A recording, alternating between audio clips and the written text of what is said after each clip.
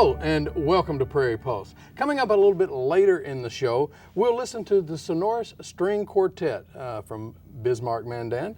But first, our guest joining me now is former North Dakota Attorney General Bob Wefald. Bob, thanks so much for joining us Thanks, today. John. I really appreciate the opportunity to be here to talk about the USS North Dakota. Great thing for our state. One thing about it, I can tell you're excited about it. I really am. There's no doubt about it. Before we get started about the vessel, let's talk about you a little bit and your background and where you're originally from, and tell the folks a little bit about yourself. Sure. I've lived in North Dakota since 1949. Moved to Minot when I was 7 years old with my family. Graduated Minot High School. Went to the University of North Dakota, home of the UNDs, and I joined the Navy.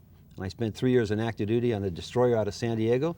I was a gunnery officer, guided missile destroyer, went to law school at the University of Michigan, met my wife in the Lutheran Student Center at the University of Michigan, got married in 1969, been happily married ever since, moved to Bismarck in 1970, was a law clerk for the North Dakota Supreme Court for 1 year, went in private practice until 1980, built a law firm with several other attorneys. 1980, got elected Attorney General. 1984, I got unelected as Attorney General, went back into private practice as a solo practitioner. In 1998, I was elected as a judge of the district court, the best job I've ever had.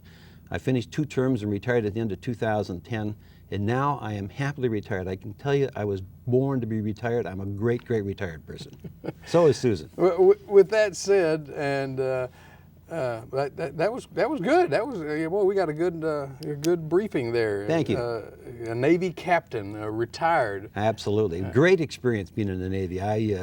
I had a great adventure. I can tell you this, I absolutely loved every day in the Navy. I even loved all the things that weren't so happy.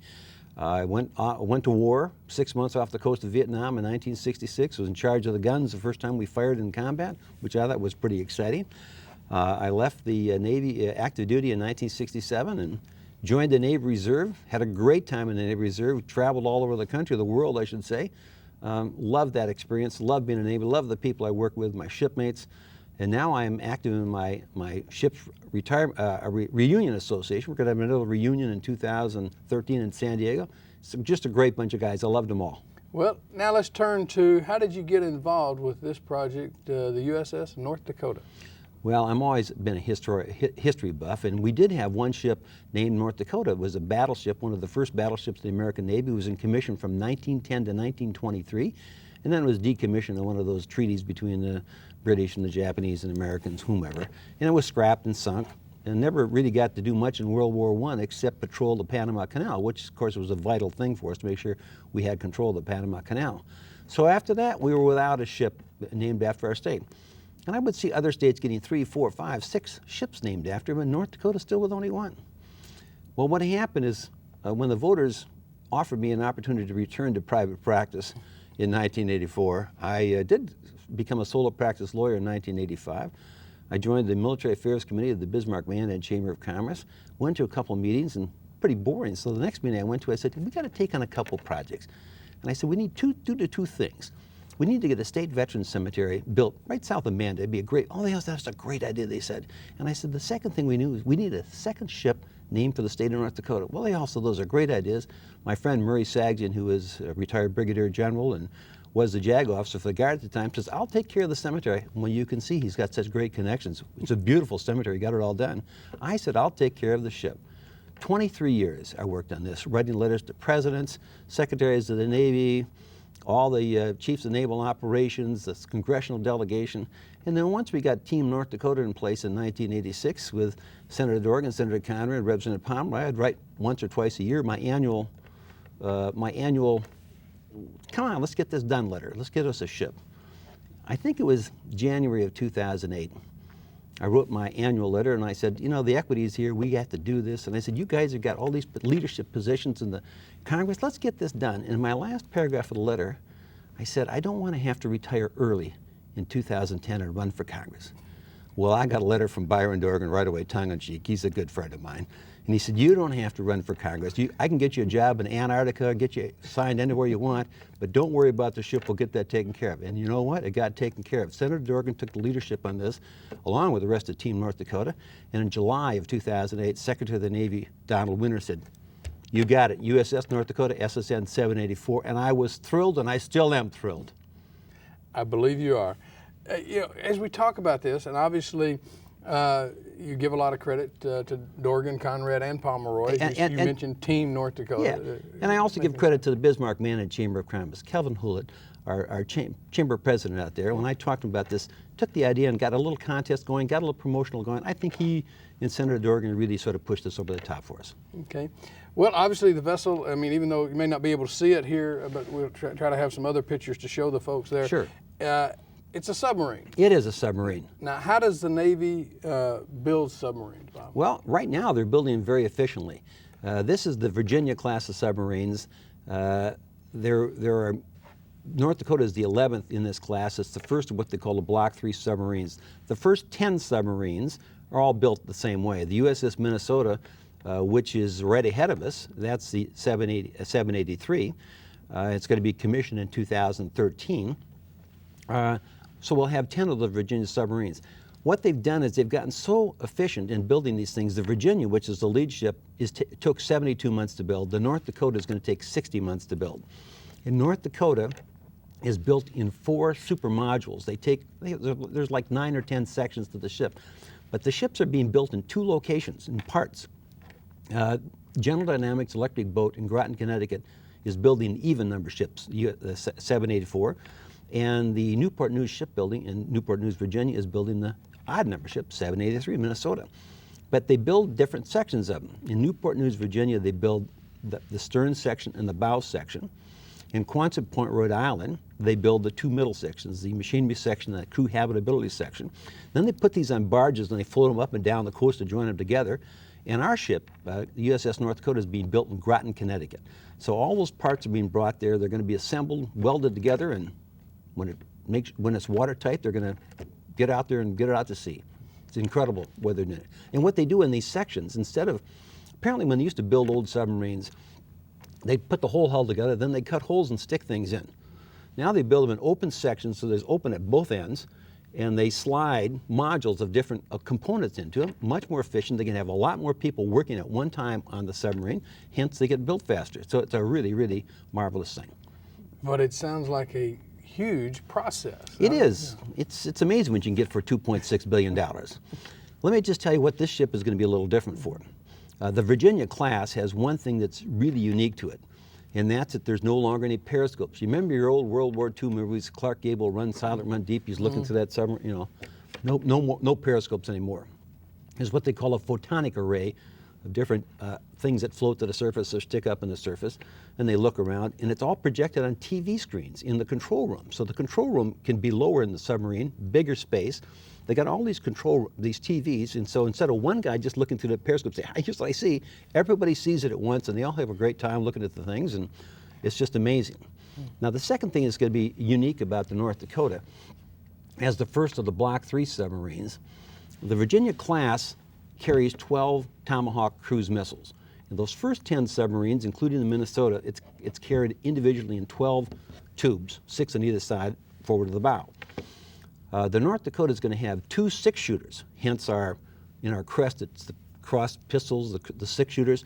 Each of these 6-shooters is going to have 6 Tomahawk cruise missiles, really incredible. The second thing they've done that's a little different on the North Dakota as opposed to the first 10 is that the bow, the sonar, is different. Now, I don't understand how it's different. All I know is in the first one, they got thousands of little hydrophones, and the North Dakota is going to have sort of one big sound device, and I don't know how it works, but they tell me it's going to work great. So that's the real difference there. So now where is it in stage right now? About what percent is done? We're about 75%. I've talked to the captain recently, Commander Doug Gordon. He's our commanding officer, great guy. The 2 after sections of the boat are installed. They're put together. The nuclear reactors in there. They got all the power plants, and they're standing watch. They're getting ready to go get that part going. The bow section should be up in Groton by the end of November. The middle section should be there as well about December or November time, and they expect to have all 4 of the super modules joined together by the end of January, first part of February, and then they're going to do what they call a pressure test for it to see if there's any air leaks in it. And when they think they've got it all welded up together, then they're going to go and do more things and put more equipment on it and do more programming. The crew right now, the crew is 134 people. It's going to be 120 enlisted, 14 officers. We've got about 92, 98 of those people here right now. So I think by the end of January, the whole crew should be assembled, because they're all going to have to start. They're working right now. All the engineering people came on first, and they're making sure that all the nuclear stuff is going to be fine. It's just incredible, all the things that have to be done to make this come together. Now, when is the christening expected to happen? Well, the christening is the event where our ship sponsor, Katie Fowler, beautiful woman. She's married to Vice Admiral Jeff Fowler, retired. Jeff's a Bismarck boy, and I was his blue and gold officer when went to the Naval Academy. Sometime in the late summer, early fall of 2013, next year, she's going to crack a bottle of champagne over. It's going to be a big deal. We're all going to be out there watching. It's going to be really exciting. And then they're going to take the ship out for some sea trials and make sure it all runs fine and everything's good. And when the Navy is satisfied that everything's all together, they're going to say to well, all right, we're going to take custody of this. And so we'll have a commissioning ceremony. We don't know where the commissioning is going to take place. We do know the christening is going to take place in Groton, Connecticut, but the commissioning can take place anywhere on the East Coast. All I know is that it's going to be a big, big event for North Dakota. That's where we're raising money. We're in charge of putting on the commissioning party. The Navy takes care of the commissioning, but we take care of all the events around it, making sure it gets well done and that everybody in North Dakota gets a shot at this thing, and we keep a lifelong relationship. Our committee is called the USS North Dakota Committee. The Navy calls these things commissioning committees. Well, I'm not calling ours the commissioning committee, because ours is the USS North Dakota Committee, because we're not just worried about the commissioning, we're worried about a lifelong relationship with the ship and its crew in the state of North Dakota throughout its whole 33 years. It's going to be a fantastic relationship. I've already brought 7 members of the submarine in various stages back to North Dakota. We're going to bring more crew members. It's just going to be really exciting. Well, Bob, here, amazing fact, I guess, that I've been told and kind of understand about nuclear submarines is the fact that once it's launched, I guess you say, and it's been tested and it goes out there, you said 33 years. Absolutely. That's without being refueled. That's right. They're going to put the reactor in such a way they decided it's silly to have to refuel these things, because they can put the reactors in such a way. So this one's going to go for 33 years without ever refueling. I did forget to tell you one thing about North Dakota, both North Dakotas. Our North Dakota, USS North Dakota SSN 784, is going to be the first of the Block 3 incredible ship. But the first North Dakota is a really incredible thing for the Navy. It was the first ship in the U.S. Navy that had steam turbine engines. If you saw the movie Titanic, and the scene with the engine room with the big pistons going up and down, every ship was driven by pistons before then. Once they put the North Dakota in steam turbine, all the ships then have been driven by turbines, whether they're operated by steam or gas. And the North Dakota, the second North Dakota, is going to be operated by steam turbines. The only difference is the steam is going to be generated by nuclear power. Mm-hmm. Yeah, it's incredible. Well, now you've mentioned the USS Minnesota a few times here Yes. during this discussion, but I understand it was recently christened and you got a chance to attend that event. Oh, absolutely. It's a great event. I met some friends down there.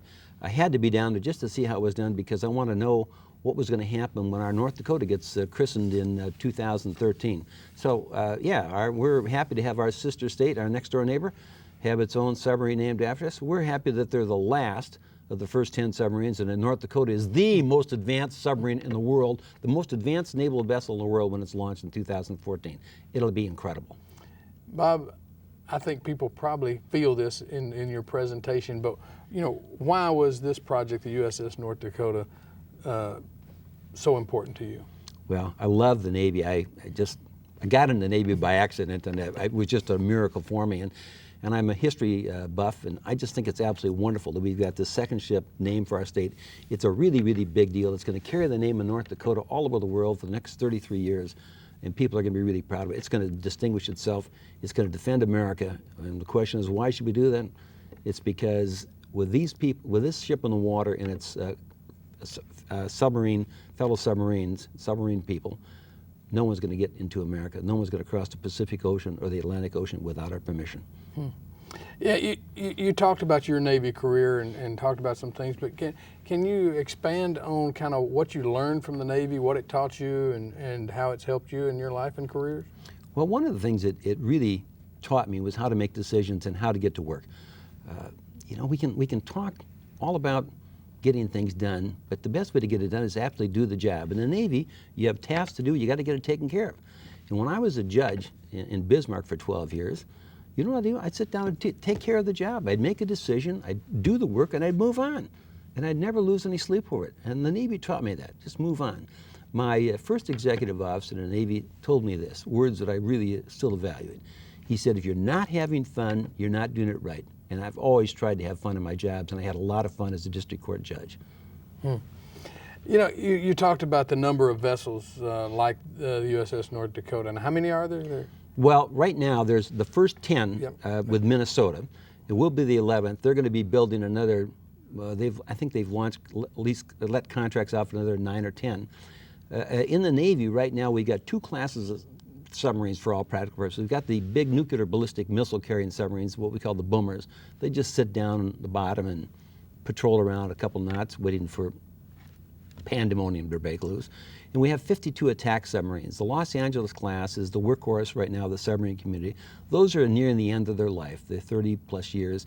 And so they're gradually taking them out of the service, and we're replacing them with the Virginia class submarines. I'm not sure if we're going to wind up with 52 at the end of this, but we're going to wind up with quality submarines that are going to be able to do a great job for our country, protecting our country.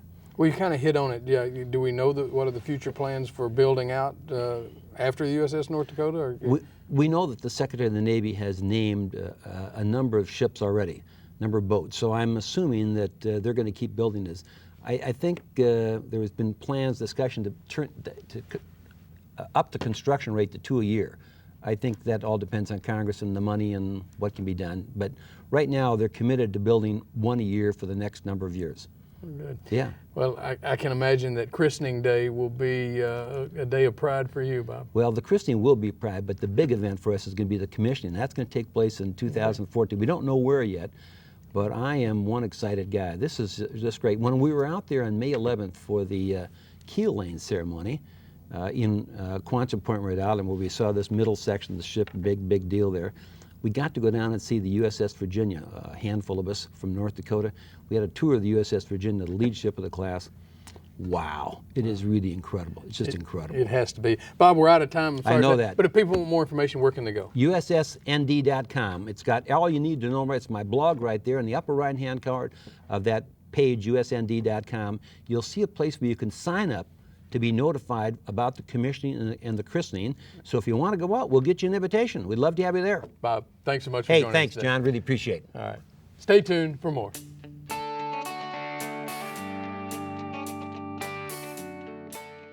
All 4 members of the Sonora String Quartet are active in the Bismarck Mandan Symphony Orchestra. Their training, talent, and dedication are at the heart of their exceptional sound.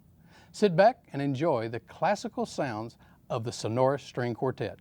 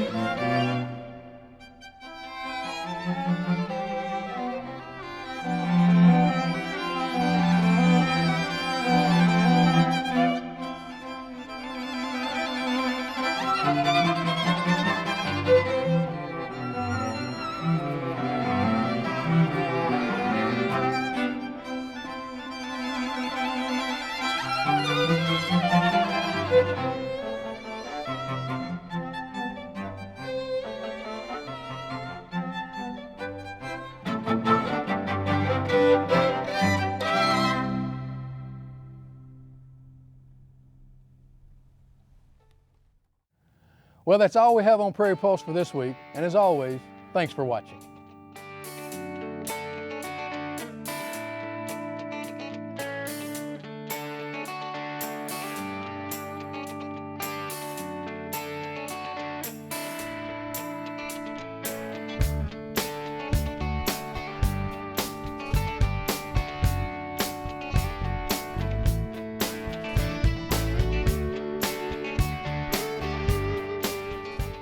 Funded in part by the North Dakota Council on the Arts and by the members of Prairie Public.